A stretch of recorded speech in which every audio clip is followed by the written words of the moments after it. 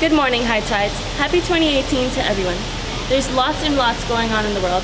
There's ups and downs, good and bad. Have you heard of net neutrality? The Federal Communications Commission has voted to repeal Title II of net neutrality, which was applied in 2015 by President Obama.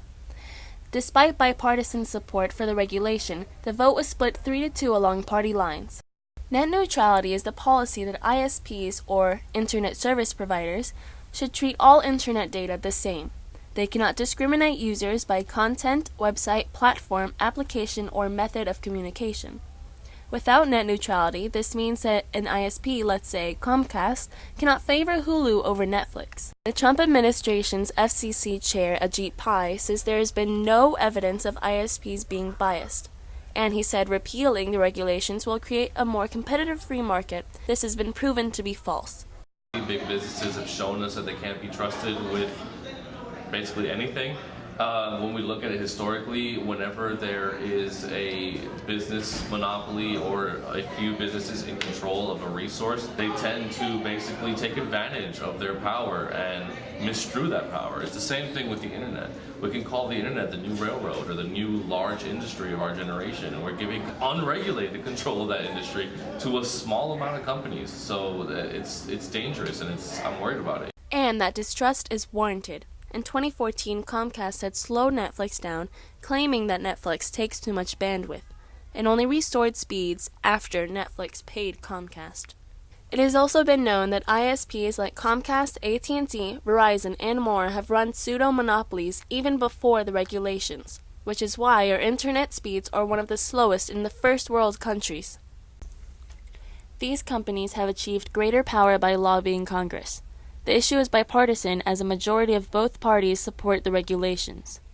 Now the New York Attorney General is suing the FCC to protect net neutrality along 16 other states. If you want to help fight the repeal, contact our Congresswoman in hopes of enacting the Congressional Review Act.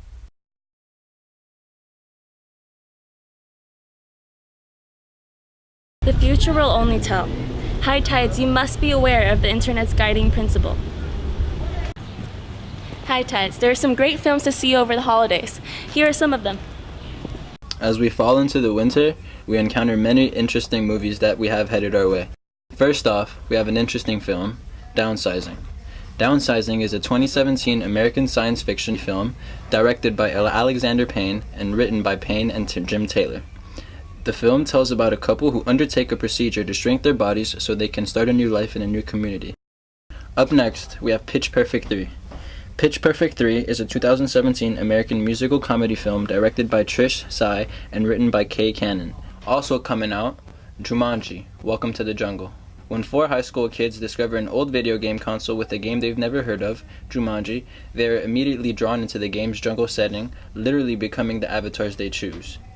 Gamer Spencer becomes a brawny adventurer, Dwayne Johnson, football jock, Fridge Loss, and becomes Einstein, Kevin Hart.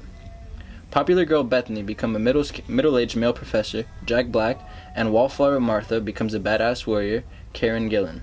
Last but not least, Star Wars: The Last Jedi. This holiday season we encountered the next incoming, action-packed Star Wars movie following Star Wars: The Force Awakens, which was released in late 2015. Rey develops her newly discovered abilities with the guidance of Luke Skywalker, who is unsettled by the strength of her powers. Meanwhile, the Resistance prepares to battle with the First Order. High Tides, if you missed the Golden Globes this weekend, you missed quite the show. This past Sunday was the 75th Golden Globe Awards, hosted by Seth Meyers. Here are some of the results. The Handmaid's Tale won Best Drama TV Series. Best Actress in a Drama Motion Picture was won by Frances McDormand. James Franco won Best Actor in a Musical or a Comedy. Lady Bird won Best Musical or Comedy Motion Picture. Guillermo del Toro won Best Director of a Motion Picture. The Shape of Water won Best Original Score. Aziz Ansari won Best Actor in a Musical or Comedy. Ewan McGregor won Best Actor in a Miniseries or Motion Picture. Nicole Kidman won Best Actress in a Miniseries or Motion Picture, and so much more. This year, the show wasn't just about the winners and losers, but also all about the current events happening in the industry. The host himself and even many winners spoke about it, but the one that truly grabbed everyone's attention was Oprah Winfrey's speech when she won the Cecil B. DeMille Award, which is a Lifetime Achievement Award for being overall fantastic. The time is up.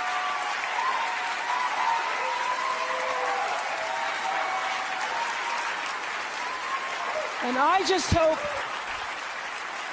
hope that Reese Taylor died knowing that her truth, like the truth of so many other women who were tormented in those years, and even now tormented, goes marching on.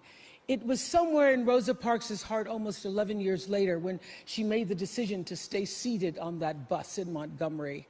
And it's here with every woman who chooses to say, "Me too." And every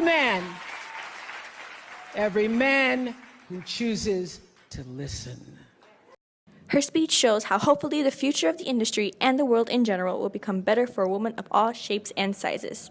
If you missed this award show, then you really missed it all.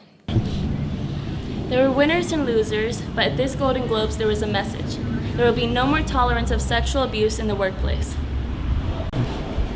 When we go to the movies, we get our popcorn and our soda, and some of us prefer diet soda because it sounds healthier. But is it really?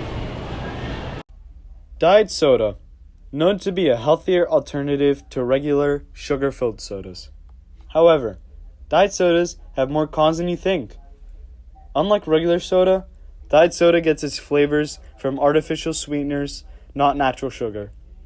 According to Medical Daily, diet soda contributes to weight gain, not weight loss. Fake sweeteners like aspartame, sucralose, and saccharin are put in diet soda drinks and have been found to increase sugar cravings because the body wants actual sugar. This can increase sugar intake. Aspartame is made up of 90% amino acids and 10% methanol. Methanol passes through the brain and is then converted. Formaldehyde is considered a serious neurotoxin and carcinogen, so it's very dangerous to the brain. This can cause brain damage. A study from the University of Miami revealed a correlation from diet sodas and increased risk of heart attack and stroke. People were followed for 9 years of drinking these diet sodas, and it is shown to be a 48% increase of these fatal attacks.